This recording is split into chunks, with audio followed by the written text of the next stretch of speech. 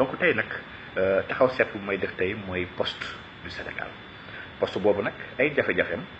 yàgg nañ ko wax mooy jafe-jafe yu laal mbooleemi entreprise yu laal Sénégal lépp lu société nationale ñoo bokk ay jafe-jafe on l'a politisé jox ko ay saay-saay yi nga xam ne dañ koy fowe ñu ngi tibb xaalis bi di ko politiquer ñu ngi embauché ay nit yu bëri leen casé ñu ngi jël alal bi di ko sëqatoo ñu ngi promouvoir la médiocrité ñu ngi recruter en masse ñu ngi yàq lépp li nga xam ne askan bi ñoo ko bokk te lu askan bokk war ñu bàyyi une crasse de personnes bi nga xam ne yàgg naa ko wax c'est une clique infime de personnes ñoom ñooy les jouisseurs dans ce pays ceux qui tiennent en otage ce pays là di ko fowe di ko yàq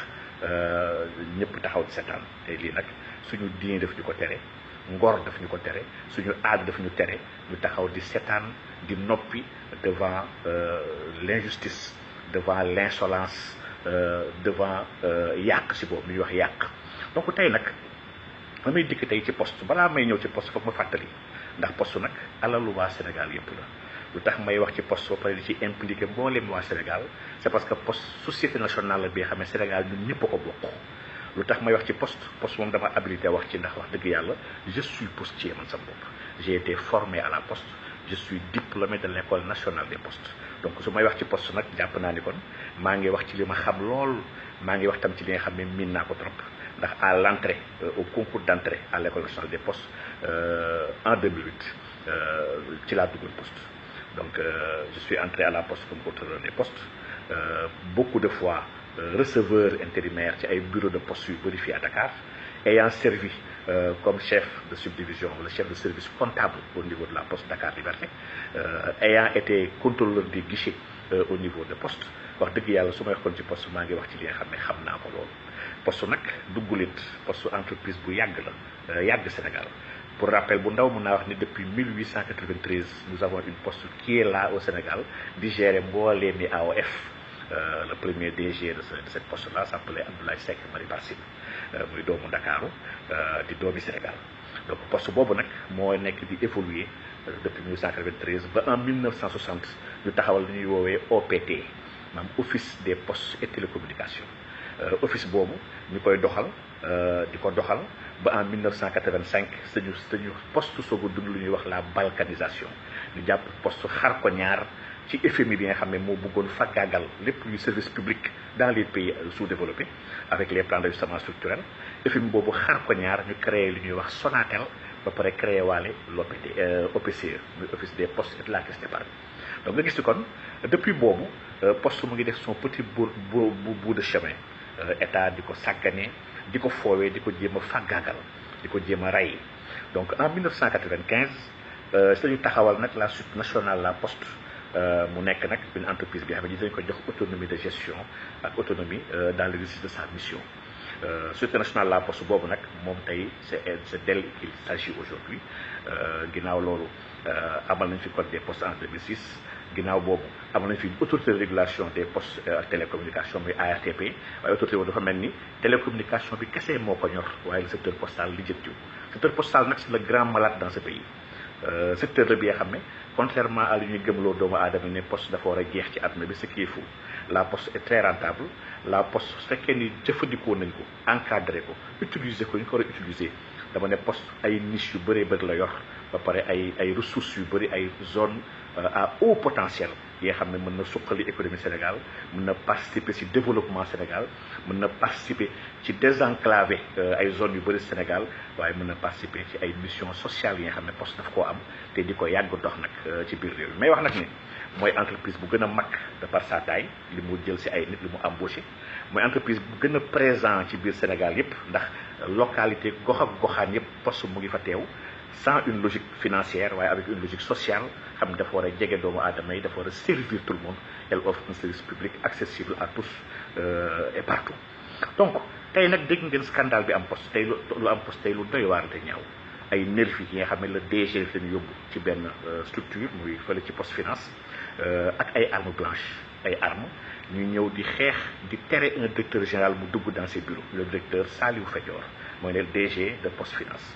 DG la bi nga xam ne Sénégal yëpp amee nañu ko jukkal ñëpp ko war a remercier te ñaanal ko lan moo xew poste dafa xew lu doy waar la ci juin bii ñu génn fële ci agence principale bu nekk Malick Sy mission d'inspection daf fa dem ba mu fa demee di saytu xaalis yi nekk foofu ci biir structure boobu ñu fekk fa benn trou de 800 milliards plus de 800 millions de francs CFA yi xam ne dafa ne mëy bañ ko gëstoo di xool xaalis boobu fan la dem ndaxte xaalis bi kay gérer centre boobu di monsieur Alex Manga daf ko jël lebal ko ay fournisseurs waaw li déglu leen bu baax a baax li may wax waxuma daf ko lebal ay xaritam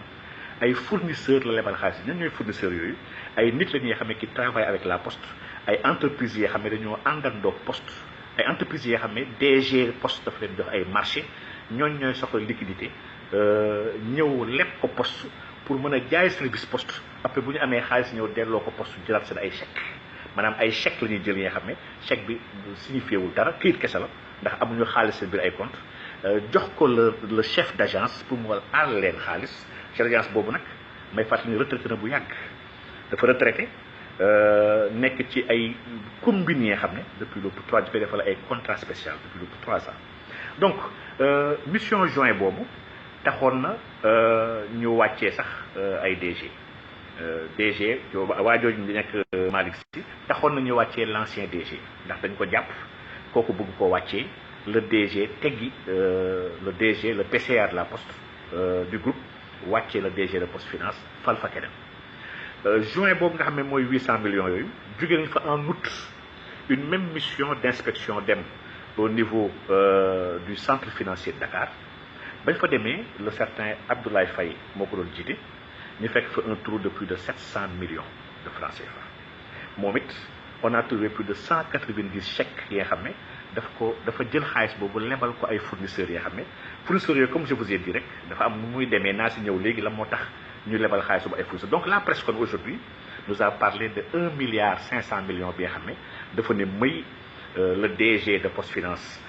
gis xaalis boobu porter plainte pour ñu mën a fay xaalis boobu le directeur général de la poste wàcce le DG un acte illégal un acte discourtois mais un acte lâche en réalité presse bi nag 1 milliard 500 boobu la yem waaye yemul foofu en mars il y a eu un audit général bu ñu defoon sur les CCP ak CNE au niveau de la poste audit boobu fekk na fa ku ñuy wax Sada donc audit boobu elle avait révélé un trou de plus de 1 milliard de francs CFA ci ay écarts yi nga xam ne dafa amoon sur des avances fictives yi nga xam ne avance sur salaire yi nga xam ne on l'avait fait grâce au mécanisme des MOD yi nga xam ne c'est un mécanisme de création monétaire en réalité bi nga xam ne la poste daf ko am pour mën a travailler sur des chiffres avec des comptes d'attente donc des virements fictifs ak des avances sur salaire fictifs moo amoon foofu ba am un trou de plus d'1 milliard donc kon en réalité kon il ne s'agit pas de 1 milliard 500 millions comme lu presse bi wax tey mais il s'agit de près de 3 milliards de francs CFA bi nga xam ne dafa nax saay xaalis boobu fan la dem léegi nag pour mu expliquer leen les DG yu nekkoon à la poste yëpp dañoo am ay moyens yu ñuy lekkee xaalis benn bi mooy ci ay subvention ak ay sponsorisation DG yëpp dañ koy def di ci am xaalis ñaar dañuy recruter ay doomu aadama yu bëree bëri pour caser seen clientèle politique waaye ñett tamit dañuy créer ay entreprise tampon wala ay entreprise écran jox ko seen ay nit ak seen ay booy di leen jox ay marché pour enrichir leen fii nag ci cas bi soo leen déggee nu mu demee ngeen xam ni doy na waar ndax le DG de Poste Finance qui sait ni y a des milliards qui manquent dans les caisses mu def liggéeyam en tant que administrateur mu jël def ay plainte jox ko police ne kii kat gestionnaire la y a presque 3 milliards bu manqué ci xaalisu caisse bi nañ leen entendre pare recouvrer xaalis bi kii dañ ko war a remercier dañ ko war a jaajëfal dañ ko war a sax màggal ndax def na liggéeyam mais le DG de la poste daf ko waxoon avant muy porter plainte ne ko bul porter plainte via son secrétaire général DG Poste Finance bañ ne moom dafay porter plainte ndax xaalis bi xaalisu askan bi la waruñu ko bàyyi muy nax saay ñuy protéger ay délinquants DG de la poste Abdoulaye Bibi Baldé wàccee le DG de Poste Finance une décision illégale ndax may fàttali ne les statuts de Poste Finance ci article 18 ak article 19 joxe na les prérogatives du DG ba pare joxe les prérogatives du PCA en fait le DG de Poste Finance c'est le conseil d'administration moo koy nommé ba pare moo koy révoqué Le DG de la Poste nag Abdoulaye Bibi Baldé moom mooy le PCA de ce conseil d'administration là, mais il n'est pas le conseil d'administration. Donc il n'a pas le pouvoir de démettre le DG de Poste Finance. moo tax mu bañ nag ne man defuma passation de service te quittéwuma ndax conseil d'administration moo ma nommé woon te conseil d'administration lay xaar mu délibéré pour ñu mën ma wàccee. mais fàttali nag la Poste dafa am fi mu jaar jusqu'en 2012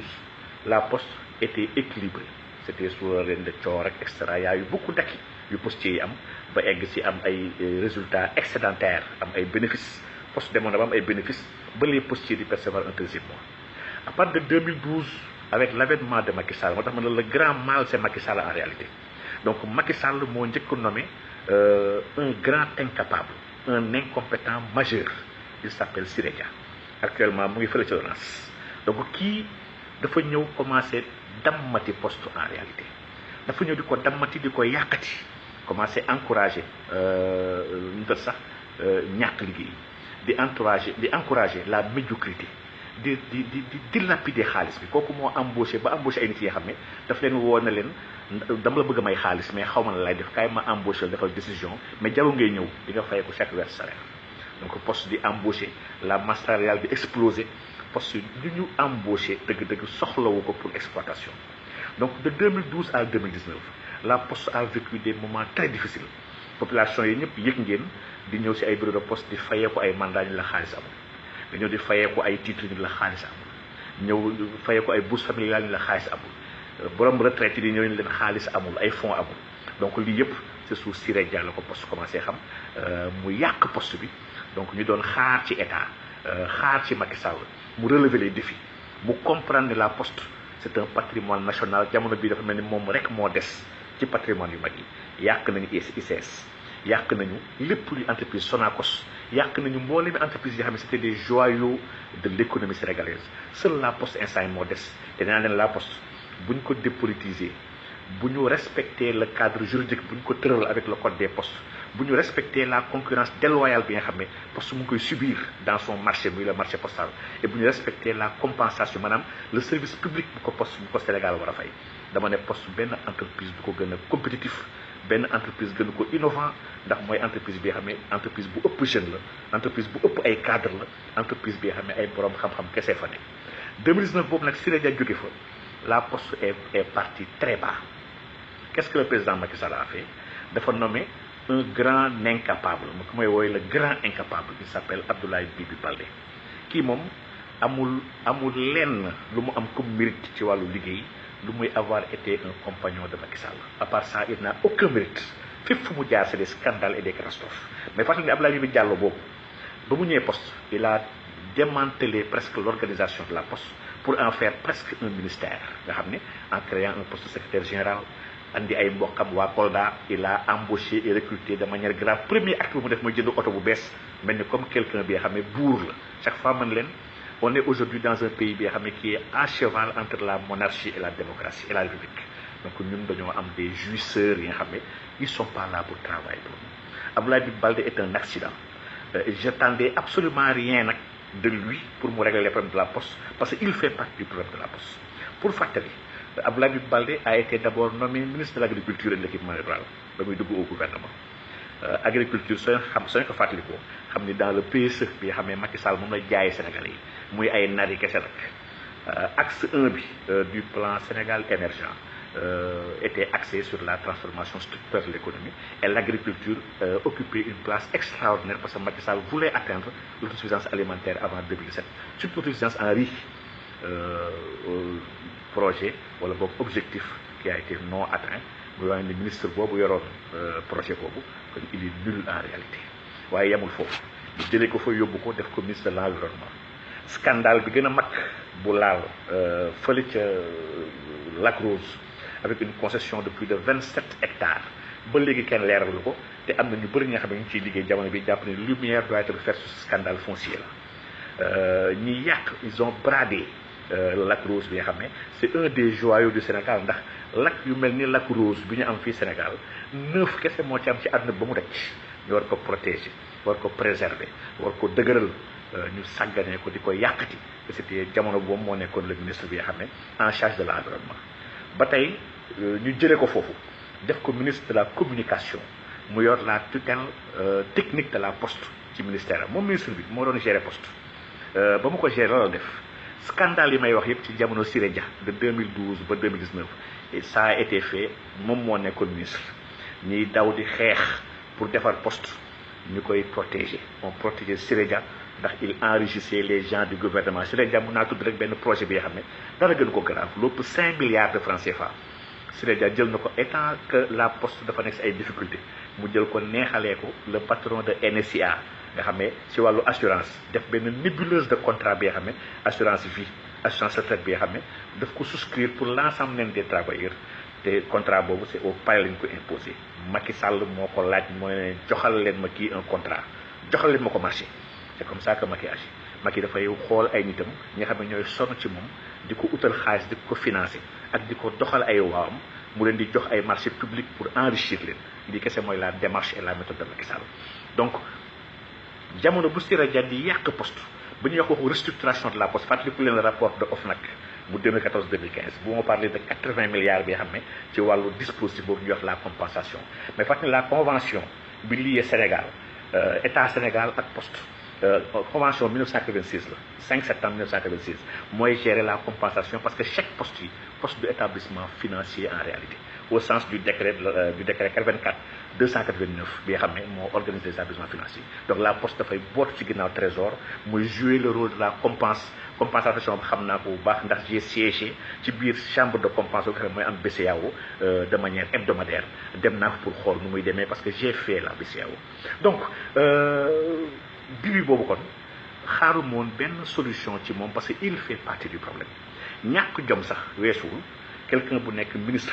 de tutelle d'une entreprise ñi wàcc la ministre boobu bëgg la def DG ci entreprise boobu nga nangu ko loolu ma lay wax ni kon kii jom amu ko liggéey tamit taxu ko jug dafa jugoon kese pour jëm a bànneexu ndax xam na jus bu nekk ci biir poste xam na avantage yi fa nekk ci ku bëgg a lekk donc foofu nag laa njëkk am lu ma métti ndax la poste est un métier la poste est un très grand métier bi nga xam ne dafa am des écoles de formation on a des écoles très bien formées on a des écoles yu formées depuis les préposés des postes jusqu'aux administrateurs des postes muy le plus haut grade de l'emploi postal muy école yu structuré parce que la poste est un métier dama ne président Macky Sall ñemewul nommé au niveau de la douane un DG de la douane bi nga xam ne qui n'est pas douanier Macky Sall ñemewu ko Macky Sall ñemewul nommé au niveau de l'ENA benn DG bi nga xam ne qui n'est pas un fonctionnaire de classe A de l'administration Macky Sall ñemewul nommé au niveau de la police un DG de la police qui n'est pas un commissaire de police qui n'est pas un policier donc les corps yu am ay école de formation on lui doit du respect la poste waruñu nommer un externe à la poste alors que la poste ay enjeux ay problématiques am ak ay mbiram les postiers dañ ko xam miin ko maîtriser ko dama ne on ne peut pas parler de restructuration de la poste en écartant les postiers ont des réponses claires par rapport à cette restructuration là l'État a des deals yi nga xam ne ñu xam ne gis nañ fii la restructuration de la poste de Côte d'Ivoire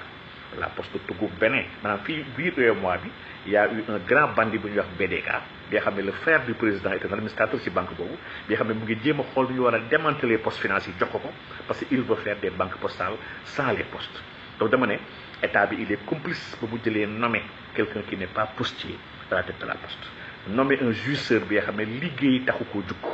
maanaam Bibi Baldé c'est un tonitruand en réalité c'est juste un grand incapable bi nga xam ne les enjeux et les problématiques de la poste daf ko dépassé donc aujourd'hui kon bu fekkee ni un DG de Poste Finance qui est une filiale bi nga xam ne poste moo ko moom le DG gis na ay malversations yu am yi nga xam ne au niveau du centre financier au niveau des colis postaux chef d'agence mu ngi koy def jël ay centaines de millions jox ko ay entreprises yi nga xam ne entreprises yooyu ay xaritu Bibi Baldé lañu wala ay entreprises yi nga xam ne Bibi Baldé ci boppam a contribué à la création de ces entreprises là leen jox xaalis bi ba DG Poste Finance gis ni lii du yoon di bëgg porter plainte moom mu koy tere ne ko amoo droit porter plainte bàyyi la ñu def loolu nga xam ne kon il est mêlé daf ci taq daf ci salté lii nag bettuñu ci environnement Macky Sall ak ay nitam ñoom ñëpp ay sàcc la Macky mooy sàcc bu njëkk bi ginnaaw moom ñi mu àndal ñëpp daf leen jox ay objectifs fàttaliku leen en 2014 li Macky Sall waxoon ci élection yi képp ku gagnéwul sa localité naa la wàccee donc li Macky Sall sas ay nitam sas ko ay directeur général entreprise am sas ko ay ministre am mooy ñu gagné seen ay localité donc kon Bibi Baldé boobu nga xam ne mooy le grand incapable bu violer les statuts de Poste Finance en voulant imposer